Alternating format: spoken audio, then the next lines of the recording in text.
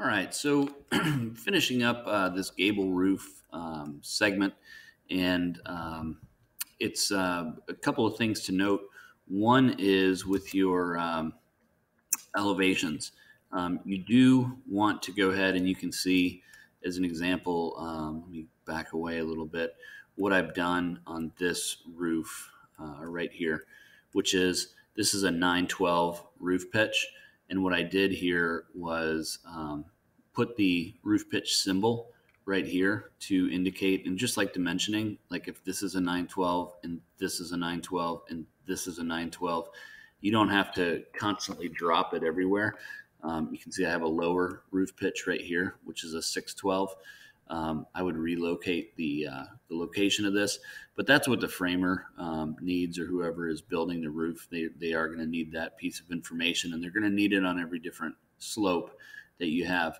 I don't typically put it on this, which would be not the rendered, but the the jazzed up looking, the presentation elevation is what we would call this. So this would be like the skeleton elevation. This is where I could put notes and things like that for the trim guys, or whoever's like in this case, like I have this certain gable vent or this trellis bracket. This is where I would put notes to indicate what these are, or even like finishes on the chimney, or different types of things. So this is going to be the one that the homeowners that you put together and you spend all your time on, so that the homeowners can see it.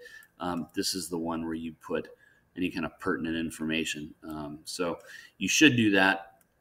Go ahead and you can literally just scale this down. It doesn't matter that it's, you can just as easily go ahead and scale this right now, and say like you wanted that size. I would make my numbers bigger. I'll do scale again, and I'll say I want those numbers twice as big. And this is exactly what your elevation or roof elevation, roof pitch angle symbol should look like. So if this is again an 812 pitch, I would go ahead and place that right there. All right. I'm going to get rid of it right now. That's something I would do afterwards when I'm dimensioning the house, but not a bad idea as well, since you do have it hanging out here, because you needed to do that in order to figure out what your angles were for your slopes. Okay. So this is going to just kind of, this is the kind of make it look realistic part. One thing you'll know is that I use ceiling height, right? Or I'm sorry, ceiling thickness, which would be 6 inches for a typical ceiling joist. This would be a time where if I'm going to make a change in terms of my fascia board thickness, I would make it here. This would stay fixed. This upper line would stay fixed. But if I wanted to use an 8-inch fascia board, I would bring this down too. And I'm going to do that right off the bat, because gutters over time have gotten bigger. It used to be a 4-inch gutter was standard, and then 5s got to be popular. And now with the gutter helmet type gutters, we see 6-inch gutters, and that really eats up the whole fascia board. So starting to see more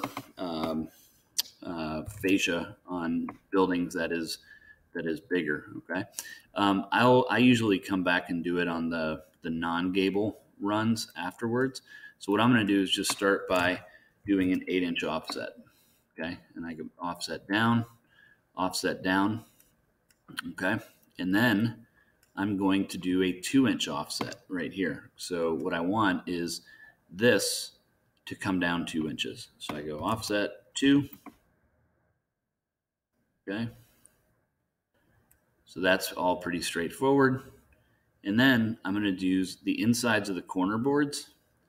And typically a 2-inch offset is what we would find right there. This will go away. So these are construction lines right now. Okay, that'll end up going away. And if you wanted to mark them so you remember, those are construction lines. But what we're going to do is we're going to do some extensions. So EX spacebar. I need to extend my fascia boards down to this reduced height. I need to extend my line that I offset inward 2 inches up to the bottom of the fascia board. And I got to do it again right here. And then I got to extend these down again. Okay. So building a bird box is actually pretty straightforward. It's just a couple of offsets, and then it's really a bunch of trimming. So why is this line right here? This line is right here because we can't buy a big upside down V-shaped prefabricated board. So right there, that is the intersection of the two boards, or really the saw cut right there. Okay. And now, pretty straightforward, is I just go ahead and get rid of that, and I get rid of that. Okay. And then I'm going to get rid of everything that's between this yellow line that I extended and the inside of the fascia board right here. And again, everything between the yellow line that I extended and the fascia board. And I'll also need to go ahead and get rid of that. And you can see that got goofed up a little bit, so I'll have to go ahead and reconnect. We know that we wouldn't have these little line segments. This is one continuous board. Same thing over here. We know we wouldn't have these little line segments right here because that's one continuous board. And all I have to do now is connect the dots. So that is a bird box. And that really, you can see now the house really kind of stands out a little bit more. So again, just to see a quick review of it, yes, I would see it back here as well. And let me give myself a reminder. So start by offsetting the fascia boards. There's a fascia board. There's a fascia board. And don't forget, I have that fascia board right there. Okay. Next step, offset. I'm going to come 2 inches downward. I'm going to come 2 inches to the inside of each corner board.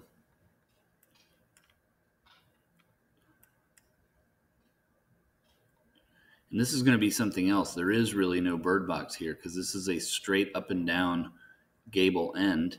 So if we saw a bird box, we would see it around the corner. Okay.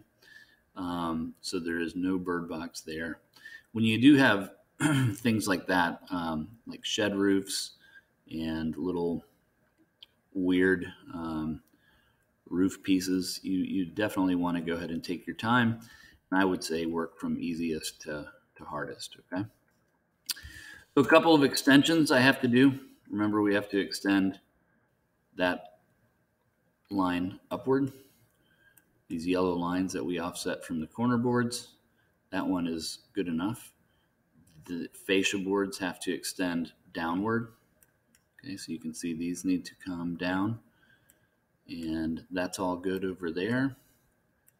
And these fascia boards need to come down, and that needs to come up. And if you don't know, if this terminology is unfamiliar to you, bird box, then the thing to do is you really need to go do a little Google searching on your own and see what they look like. Okay. These should be erased, and that should be erased. We have one over here. Okay. So that's good. Let's do another trim again. Trim that. Again, we trim everything between the fascia board, the inside of the bird box. We can trim this now. And then we can trim this. So I'm really working from easiest to hardest. Okay, that goes away. And I'll do another trim right here. And everything up inside of here is the bird box. So I can come back up here, trim all that out, and that works just great. Okay. So there's one other area I'll have to focus on over here on the shed roof, which is the intersection of the shed right up here. Okay. And this is super easy. That just gets trimmed out, and that fascia board would come straight down. Okay. So what would you typically see inside of here? You would see like siding. Inside of here, you would see siding. It could be brick. But again, there's going to be a column that will come down out here because this section is a covered porch. Okay. I kind of look and leave my stuff on construction lines until I'm all said and done. One thing that would be interesting is to see if you did everything right. You could hypothetically just go ahead and take this away. And I'm just bringing it down here and I'm going to mirror it. You can see I didn't take the fascia board with me because in doing so, that would, let's see what happens here. So I don't have anything to stick it to right here because I never offset that, that bottom portion, okay? But I should be able to, if everything worked out okay, and even in this case, I should be able to just take this entire portion of the roof and stick it right here, okay? Sometimes what I do for that, if both ends were the same, right, the length of the walls would have to be the same, you could just go ahead and delete this. You should be able to grab everything that you just worked so hard to draw.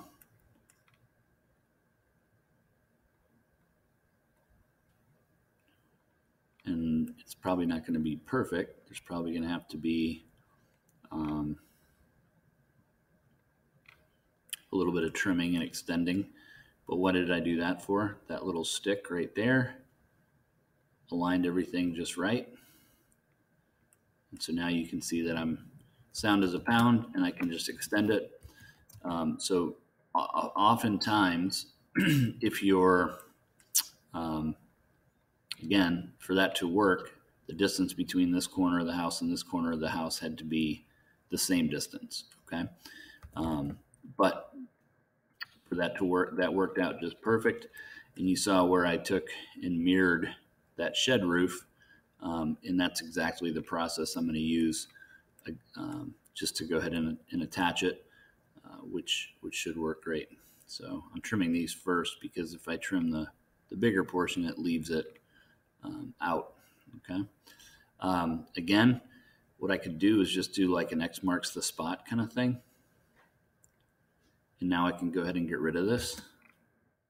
Now I should be able to just go ahead and move this right up here. And that worked just great. So like I said, I knew I was going to have to do a little bit of extending and a little bit of trimming, but it worked out totally just fine. Here's what I was saying. If you trim inside the bird box first, then you're going to have these little line segments that are going to stick out. There is no fascia board going all the way up, so that should go away. Okay. And you can see I forgot to go ahead and stick my little miter right here, my little vertical line that shows where the intersection of those boards is. This, again, was just to line me up, and this was to line me up. So overall, I think it came out pretty good. Makes it realistic, and that's it. So those are bird boxes. So again, pretty straightforward. You just offset downward 2 inches, come in from the inside of the corner board 2 inches, extend that up, offset the fascia board 8 inches, or from the actual surface of the roof, come down 8 inches, and then you basically just trim everything out. Use the video when you're done. You know, you should be able to toggle back and forth between the video and your actual elevation drawing, and then see if what you have looks like mine. So that is that. But give it a whirl. I don't have really anything, no bird boxes down here. Okay, there's why is it right here? Because that's that projection that comes out. There is a gable going on that way. I shouldn't have anything going this way at all. So that is done. So give it a whirl and take your time. And it is, you know, roofs are something that you just have to keep working at. So.